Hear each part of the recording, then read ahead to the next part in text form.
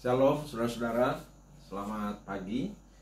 Selamat berjumpa lagi di pagi hari ini, hari Senin tanggal 25 Maret tahun 2024. Kembali lagi kita terajak untuk masuk dalam hadirat Tuhan, memulai hari dengan membaca dan memikirkan firman Tuhan serta menaikkan doa-doa kita. Sebelum kita membaca dan memikirkan firman Tuhan, mari kita berdoa. Tuhan, kami memuji dan mengagungkan Engkau oleh karena rahmat dan karunia-Mu senantiasa Kau tunjukkan dengan sedemikian limpah dalam hidup kami. Terima kasih untuk malam yang sudah lewat. Kami boleh beristirahat dan kami boleh dianugerahkan hari yang baru untuk kami jalani.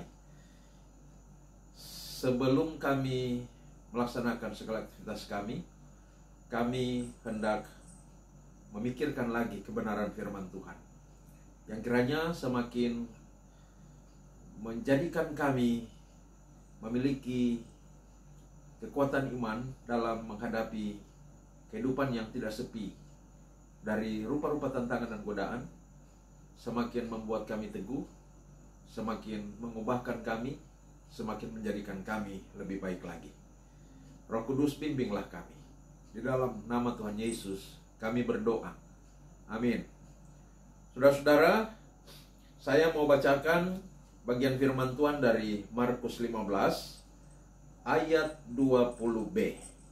Sekali lagi, Markus 15 ayat 20b. Sebuah kalimat yang dikaruniakan Tuhan bagi kita yang meskipun singkat, tetapi akan memiliki satu pesan yang sangat mendalam. Sekali lagi, Markus 15 ayat 20b. Demikian bunyinya. Kemudian Yesus dibawa keluar untuk disalibkan. Kemudian Yesus dibawa keluar untuk disalibkan.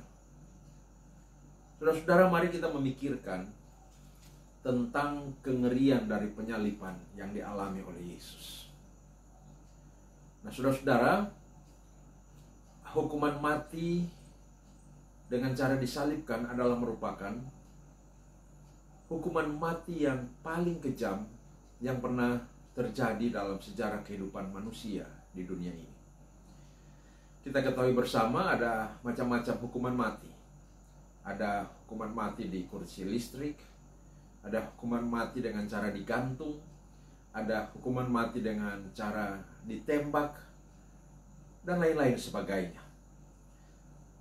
Dari semua bentuk hukuman mati yang pernah diterapkan dalam sejarah kehidupan manusia, hukuman mati dengan cara disalibkan adalah hukuman yang paling kejam, yang tidak mempertimbangkan rasa perih kemanusiaan sedikit pun.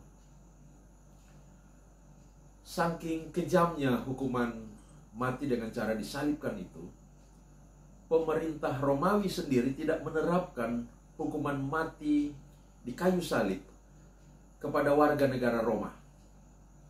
Jadi hukuman salib itu oleh pemerintahan Romawi hanya diterapkan kepada penjahat-penjahat besar yang bukan berwarga negara Romawi, kepada para penentang pemerintah, para kelompok-kelompok gerakan separasi. Kalau mereka ditangkap, mereka akan dihukum mati dengan cara disalibkan. Juga kepada para budak diterapkan hukuman mati apabila didapati ada budak yang melawan tuannya dan melakukan kejahatan terhadap tuannya, dan tuannya mendakwa dia dan menuntut hukuman mati, maka budak akan diberikan hukuman mati dengan cara disalibkan. Apa tujuan pelaksanaan hukuman mati?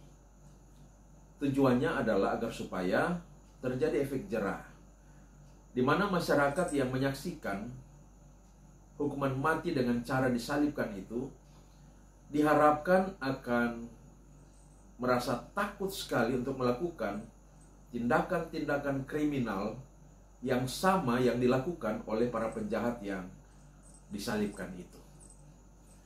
Nah, saudara-saudara, secara historis, hukuman mati dengan cara disalibkan itu dimulai dari konteks pemerintahan bangsa Persia. Nah, kita ingat saudara-saudara, ada satu kisah tentang Ahasveros dan Haman yang dicatat di dalam kitab Ester, di mana mereka berdua ini sama-sama adalah pejabat di pemerintahan Ahasveros. Nah, maksud saya adalah apa itu namanya? Mordekai, ya, Mordekai, bukan Ahasveros. Mordekai dan Haman. Mereka berdua adalah pejabat di pemerintahan Ahasveros dalam kerajaan Persia. Nah, singkat cerita, rupanya Haman ini dia tidak menyukai akan Mordekai. Dan bahkan dia memiliki rasa iri yang sedemikian kuat terhadap Mordekai. Lalu dia merancang, merekayasa suatu cara untuk membuat Mordekai ini dijatuhi hukuman mati dengan cara disulahkan. Dan kelihatannya strategi dari Haman untuk menyulahkan akan Mordekai itu sudah mendekati keberhasilannya.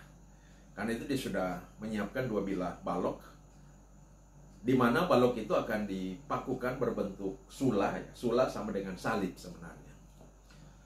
Dan akan menggantung, memakukan Mordekai di situ. Nah, singkat cerita lagi, ternyata situasi dan kondisi berbalik, menjadi berpihak kepada Mordekai, sehingga pada akhirnya ternyata Haman sendiri yang disulahkan, disalibkan di balok sula yang dibuat oleh dirinya sendiri. Nah, ini adalah salah satu data historis tentang pelaksanaan hukuman mati disalibkan yang sudah dimulai sejak pemerintahan Persia. Nah, setelah Persia dikalahkan oleh Yunani, Yunani juga, bangsa Yunani terus melakukan hukuman salib. Demikian juga ketika bangsa Romawi mengalahkan bangsa Yunani, bangsa Romawi juga terus melaksanakan eksekusi hukuman mati dengan cara disalibkan. Jadi hukuman salib itu sebenarnya sudah biasa di mata masyarakat Yahudi. Kita tahu bersama bahwa Israel ini pernah ditawan oleh bangsa Babilonia, dan setelah Persia mengalahkan Babilonia, maka Israel berada di bawah penjajahan bangsa Persia. Begitu Yunani mengalahkan Persia, pindah lagi ke Yunani, begitu sampai di Romawi. Ketika Kekaisaran Romawi mengalahkan Yunani, dan bangsa Yahudi juga atau Israel kemudian menjadi bangsa yang ditawan, dijajah oleh bangsa Romawi. Nah, jadi orang-orang Yahudi sebenarnya sudah biasa menyaksikan eksekusi hukuman-hukuman salib. Jadi itu bukan hal yang baru lagi bagi mereka. Dan pelaksanaan hukuman salib ini adalah merupakan sebuah penghukuman yang sangat-sangat mengerikan, saudara-saudara. Mengapa? Oleh karena seorang terdakwa yang kemudian diputuskan untuk dihukum mati dengan cara disalibkan, sejak dari ruangan sidang di mana keputusan terhadap narapidana itu yang dihukum mati dengan cara disalibkan itu, ia sudah akan menjalani penghukuman yang namanya penghukuman cambuk yang mengerikan. Nah, dalam sistem peradilan Romawi pada waktu itu ada 3 jenis hukuman cambuk. Yang pertama, hukuman cambuk ringan, yaitu terpidana akan dicambuk sebanyak puluhan kali, dan tujuannya ialah agar supaya ia tidak melakukan lagi perbuatan kriminal ringan yang dilakukan olehnya. Setelah itu dia akan dilepaskan. Yang kedua, cambukan berat. Cambukan berat ialah cambukan kepada pelaku kriminal yang berat. Nah, cambukan itu akan diberikan juga selama beberapa puluh kali. Lalu setelah itu terpidana akan dikurung di dalam penjara selama sesuai dengan keputusan peradilan berapa lama ia akan dipenjara. Lalu kemudian yang ketiga ialah hukuman cambuk mengerikan. Hukuman cambuk mengerikan ini hanya diberikan kepada terpidana mati disalibkan. Nah, hukuman cambuk mengerikan ini, cambuknya terdiri dari 3 utas tali yang disatukan di ujungnya sehingga ada handle-nya. Dan di tiap utas tali yang terbuat dari kulit itu dirangkaikan di situ logam-logam yang tipis dan tajam, segitiga, hagel, gigi-gigi buaya, beruang yang sangat tajam. Di tiap utas dari 3 utas tali yang terbuat dari kulit cambuk itu dirangkaikan benar-benar tajam seperti itu. Nah, 39 cambukan akan diberikan kepada terpidana hukuman mati dengan cara disalibkan. Masih di ruang pengadilan itu. Bayangkan saudara-saudara, sekali cambukan terhujam ke punggung dari terpidana, maka punggungnya akan koyak. Beberapa kali dihujamkan, punggungnya itu akan hancur. Seringkali tulang jadi terlihat, paru-paru terbuka. Kalau cambukan itu terkena di pinggang, maka pinggang yang tersobek itu akan memperlihatkan ginjal yang ada di dalamnya. Mengerikan sekali. Lalu kemudian daging-daging yang tercabik-cabik sampai jatuh di lantai oleh karena hantaman dari cambukan mengerikan itu. Itulah yang kita sering kali sebut dengan bilur-bilur, saudara-saudara. Nah, sedemikian banyak darah akan mengalir dari tubuh terpidana. Dan setelah 39 cambukan, terpidana masih diharuskan lagi untuk memikul balok salib di mana dia akan dipakukan di 2 balok itu. Nah, ini yang dialami oleh Yesus, saudara-saudara. Jadi, setelah Yesus dicambuk dengan cambukan yang mengerikan itu, dia masih harus memikul balok salib itu.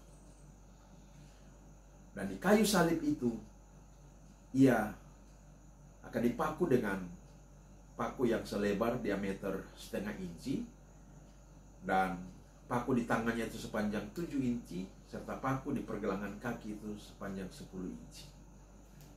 Sangat mengerikan. Dan Yesus telah menjalani semua itu.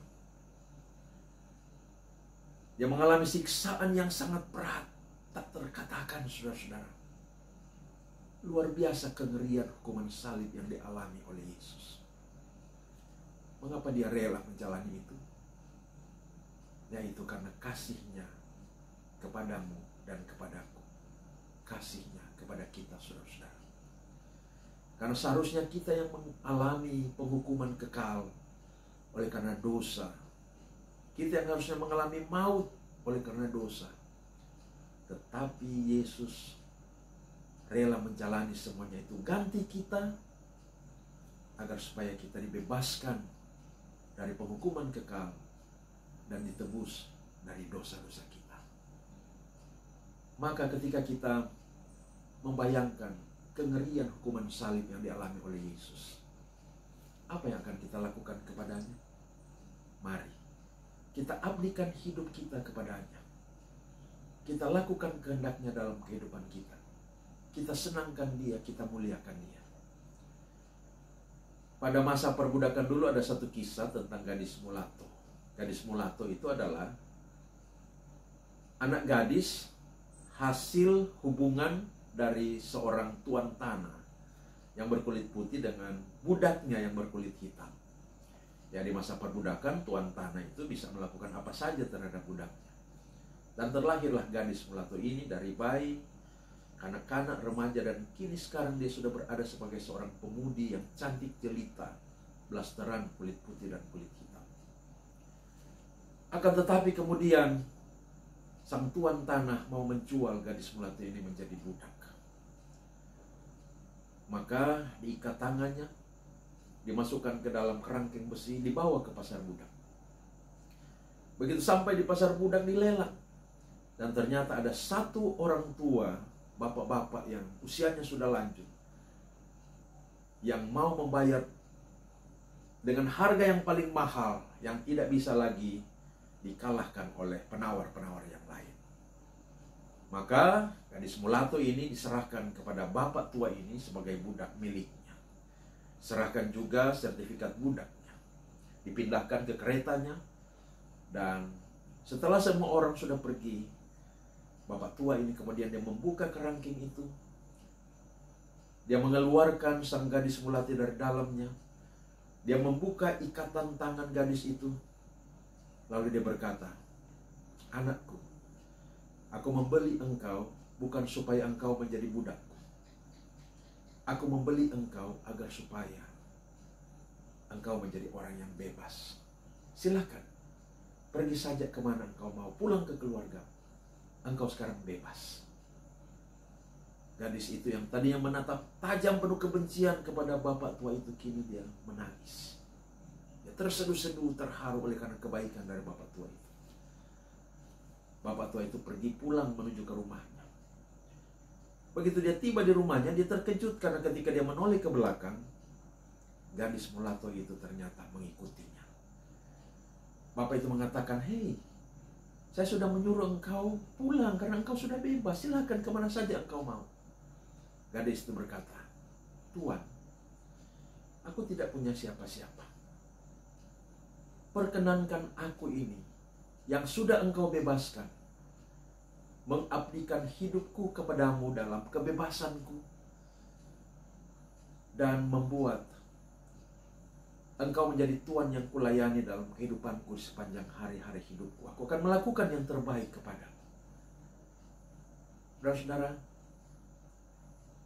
apa yang akan kita lakukan kepada orang, sosok pribadi teragung yang namanya Yesus, yang sudah menanggung penghukuman salib yang sedemikian mengerikan untuk membebaskan kita dari penghukuman kekal dan untuk memberikan kepada kita keselamatan, kehidupan kekal surgawi.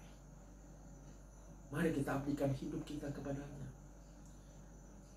Mari kita membangun relasi dengan Dia. Relasi yang makin hari makin erat, akrab, intim dengan Dia. Relasi itu terdiri dari komunikasi dan interaksi. Komunikasi hanya terdiri dari dua hal. Apa? Berbicara dan mendengar. Berbicaralah kepadanya. Puji Dia, sembah Dia, muliakan Dia. Katakan kepadanya segala sesuatu yang ada di hati kita. Syukuri segala keberkatan. Ungkapkan pergumulan-pergumulan kita padanya dan mintalah pertolongannya. Tetapi juga dengarkanlah perkataan-perkataannya kepada kita. Taruh telinga, taruh hati, buka pikiran terhadap segala sesuatu yang Dia mau ajarkan kepada kita. Dan hiduplah dengan melakukan segala pengajarannya, dengan berstandar pada perintah-perintahnya. Maka dengan cara itulah kita dapat mengabdikan hidup kita kepada Dia yang sudah menyelamatkan kita melalui jalan salib yang mengerikan. Mari kita berdoa. Tuhan, apabila kami mengingat akan kengerian salib yang Engkau jalani, membuat kami menjadi malu sebab seringkali kami kurang mampu untuk dapat bertekun di dalam penderitaan hidup yang terjadi kepada kami.